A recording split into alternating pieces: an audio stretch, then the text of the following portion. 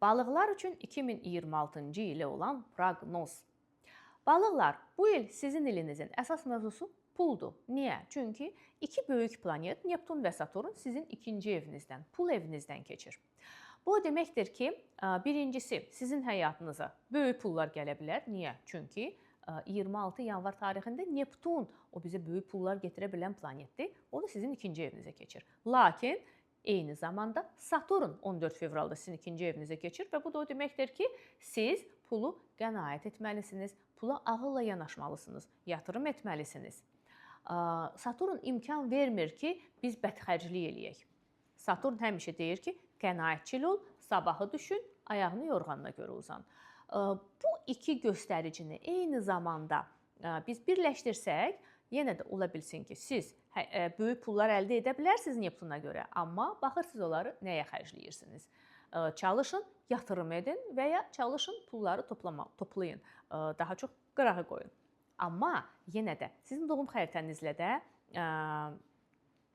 amma unutmayın ki, hər insanın doğum xəritəsində müəyyən maddi göstəricilər var. Kiminsə doğum xəritəsinə görə pul xərcləmək kiməsə düşərlidir, kiməsə doğum xəritəsinə görə əksinə pul toplamaq düşərlidir, xərcləmək isə yox, biraz xəsislik daha çox düşərlidir. Ona görə siz əvvəl öz doğum xəritənizə nəzər yetirin. 17 fevral tarixində Günəş tutulması, 3 mart tarixində isə Ay tutulması baş verəcək və bu iki tutulma arasında olan period tutulma dəhlizi adlanır və bizim həyatımıza müəyyən karmik hadisələr gətirir. Bu dövrə kimi insan əgər səhvlərə yol vermirsə, düzgün həyat sürürsə, onda hansısa bir kainatdan hədiyyələr alır, əksinə səhvlər, günahlar edirsə, onda hansısa bir zərbələr də alır. Əziz balıqlar, siz bu dövrdə pul və münasibətlər mövzusunda sınağa çəkilə bilərsiniz. Əgər siz bu dövrdə pul itirirsinizsə və ya həyat yoldaşınızdan ayrılırsınızsa, deməli, bu sizin müəyyən o karmik borclarınız səbəbindəndir. Əgər əksinə pul qazanırsınızsa və ya evlilik təklifi alırsınızsa, çox gözəl. Bu o deməkdir ki, siz həyatınızı çox düzgün yaşayırsınız, öz həyat missiyanızı da yəqin ki, reallaşdırırsınız. 26 fevral tarixindən martın 13-nə kimi birinci retro Merkuri bizim həyatımıza təşrif buyurur və sizin bürcünüzdə. Yəni sizin birinci evinizdən keçir. Bu da o deməkdir ki, sizə daha çox təsir göstərəcək və siz daha çox çaşa bilərsiniz. Hansı səhvlərə yol verə bilərsiniz, sənədlərdə və ya işdə.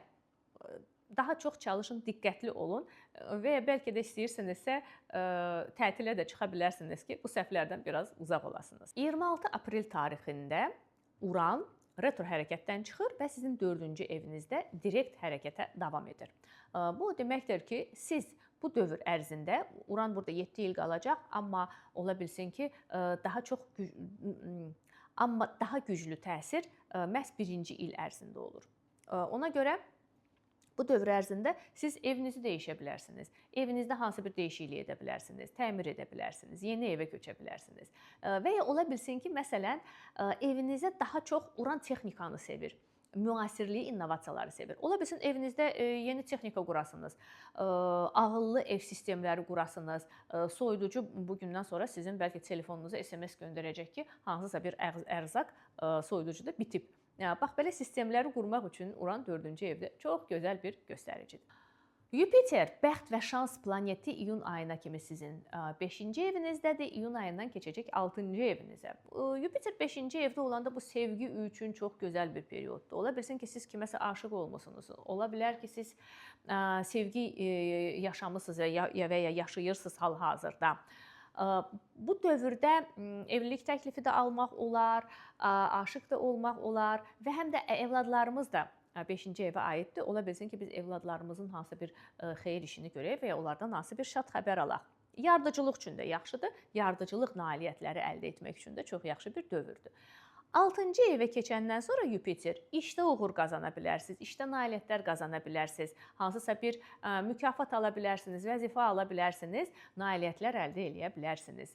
İş üçün çox gözəl bir perioddur, ilin ikinci yarısı. İyun ayının 29-undan iyulun 23-nə kimi ikinci retro Merkuri gəlir və bu dəfə retro Merkuri sizin 5-ci evinizdən keçəcək.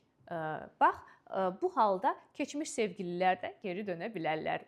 Adətən retro Merkuri keçmiş sevgililəri gətirmir, amma sizin üçün bax bu yaydakı retro Merkuri zamanı məhz o keçmiş sevgililərin dönən bir periodu ola bilər. 27 iyul isə karmik düyünlər öz bürclərini dəyişəcəklər. İndiyə kimi, yəni son il yarım ərzində, bütün 25-ci il və 26-cı ilin birinci yarısı ərzində karmik düyünlər sizin 1-ci, 7-ci evlərinizdə idi. İndi iyul ayından keçəcəklər sizin 12-ci, 6-cı evlərinizə. Əgər indiyə kimi sizin karmik vəzifəniz məhz mən və biz anlayışları arasında balansı yaradıb qorumaq idisə, indi artıq mənəviyyat və maddiyyat mövzularında balans saxlamaqdır. Balıqlar daha çox mənəviyyata meylli olurlar, amma məhz bu dövrdə siz mənəviyyatınızı qoruyub saxlamaq şərti ilə həm də maddiyyata da önəm verməyi öyrənməlisiniz. Əvvəldə dediyim kimi, bu il pul, maddiyyat, maliyyə mövzuları sizin üçün çox önəmli olacaq. Avqust ayında həmçinin yenə də tutulma dəhlizi baş verir. 12 avqust tarixində Günəş tutulması, 28 avqust tarixində Ay tutulması və onların arasında əlbəttə ki, həmən o dəhliz. Bu dəfə dəhliz sizin 6-cı və 1-ci evlərinizə toxunacaq. Yəni, əgər bu dövr ərzində siz işdə hansısa bir problemlər yaşayırsınızsa, Allah eləməsin işdən çıxarılırsınızsa və ya səhhətinizdən problemlər yaşayırsınızsa, bu o deməkdir ki, siz həyatınızda hansısa səhvlərə yol vermisiniz.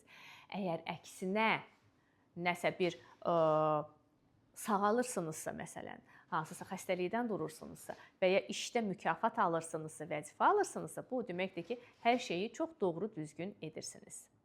Lilit daha bir karmik göstərici sentyabrın 14-nə kimi sizin 10-cu evinizdə, 14-dən sonra 11-ci evinizdədir. Yəni, sizi sentyabra kimi Lilit iş mövzusunda sınağa çəkir. Ola bilsin ki, işdə hansısa bir sizi səhv yollara təşviq edəcək, məcbur edəcək ki, nəsə bir əyri yollara əl atasınız iş yerində. Bunları əlbəttə ki, etməyin. Çünki Lilitin fəsadları çox ağır olur. Sentyabrdan sonra isə 11-ci ev. 11-ci ev bizim həyatımızda dostlardır, çevrəmizdir, gələcəyə planlarımızdır və ola bilsin ki, dostlar mövzusunda sınağa çəkiləsiniz. Məsələn, dostları aldatmaq arzusu yarana bilər. Əlbəttə ki, bunu etməyin. Və bu ilin son 2 astroloji hadisələri retrolar. Retro Merkuri.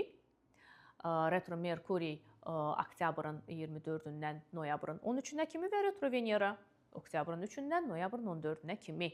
Bu dəfə retrolar sizin 9-cu və 8-ci evlərinizə toxunacaq. Retro Merkuri konkret sizin 9-cu evinizdən keçir və əgər bu dövrdə siz səyahətə hazırlaşırsınızsa, çalışın, biletləri öncədən alın, yola çıxanda sənədlərinizi bir neçə dəfə yoxlayın, sonra yola çıxın. Çünki ola bilsin ki, bax, məhz bu səyahət məsələlərində hansısa çaşqınlıq baş verə bilsin. Məsələn, bilet alanda nəsə bir səhv ola bilər olsun, sistemdə problem yarana bilər və s.